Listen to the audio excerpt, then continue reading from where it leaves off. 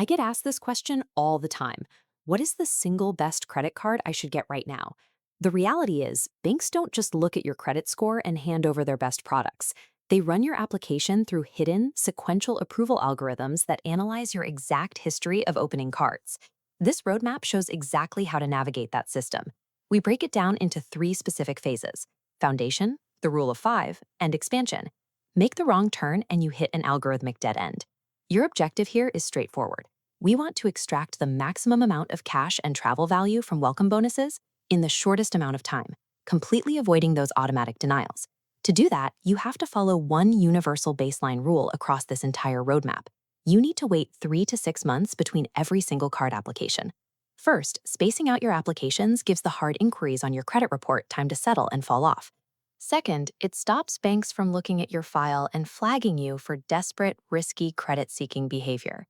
And practically, it keeps you from forcing yourself to overspend just to hit the minimum requirements for those big welcome bonuses.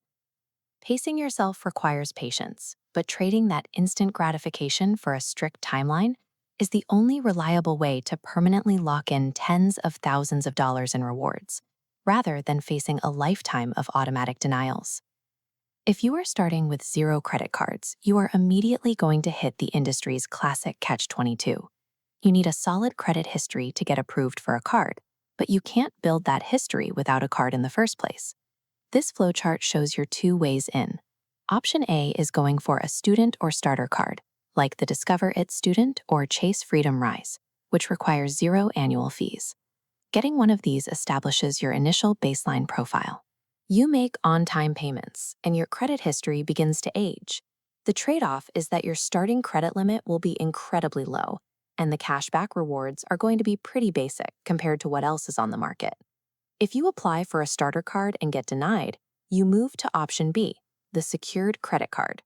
With a secured card, you guarantee your own approval by handing the bank a refundable security deposit up front. That means you are tying up at least $200 of your own liquid cash for 7 months or more while you prove you can pay your bills. Whichever path you take, phase 1 is a proving ground. You have to demonstrate flawless payment behavior before the banking algorithms let you play for the real money. Once you have about 12 months of solid history, you enter phase 2. This is the critical juncture where optimizers either secure their long-term value or break their setup entirely. You are now walking into the most notorious algorithmic tripwire in the industry, the Chase 524 rule. Here is the strict math. If you open 5 personal credit cards across any bank in a rolling 24-month period, Chase will automatically deny you for any new applications. To navigate this, you have to prioritize Chase cards, like the Freedom Series or the Sapphire Preferred, before you apply for anything from another bank. Prioritizing Chase early secures you some of the highest value transferable travel points on the market, while your application slots are still open. But it requires discipline. You have to actively ignore highly lucrative, limited-time welcome offers from competitors like Amex or Citi during your first 2 years. There is one major loophole for ambitious optimizers, though: Chase business cards. Notice how the counter ignores it. Most business cards do not show up on your personal credit report, and you don't need a massive incorporated company to get them. If you drive for Uber, sell on eBay, or do freelance consulting, you have a qualifying small business. This lets you grab massive welcome bonuses from the Chase Inc. series without adding a single digit to your personal 524 count. The trade-off for these business cards is that they almost always require you to manage significantly higher minimum spend requirements to get the points. Navigating the 524 gauntlet correctly guarantees you capture the market's best baseline value. If you mess up the sequence, those algorithmic doors permanently slam shut on your Chase strategy. After you've built your Chase setup and eventually age out of your 524 slots, we move to phase 3, expanding into the Capital One and American Express ecosystems. Capital One has to be your immediate next stop. Their approval algorithm is uniquely sensitive, and they will reject you simply for having what they consider too many revolving accounts. You also have to navigate their specific internal velocity tripwire, known as the 1-6 rule. Capital One will almost always deny you if you try to apply for more than one of their cards within a strict 6-month window. Once your Capital One slots are handled, you face the final expansion boss, American Express. American Express uses strict sequence rules called family language. You now have to apply in a very precise order: the green card, then the gold card, and finally the platinum.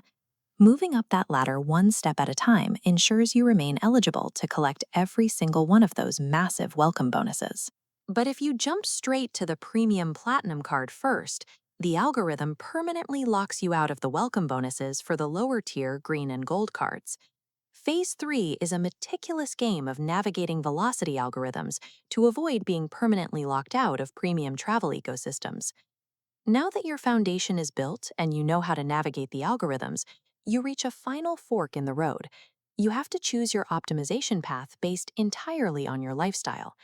This chart plots out the two metrics that actually matter for this choice: how much effort it takes to manage the cards versus the actual monetary yield you get back.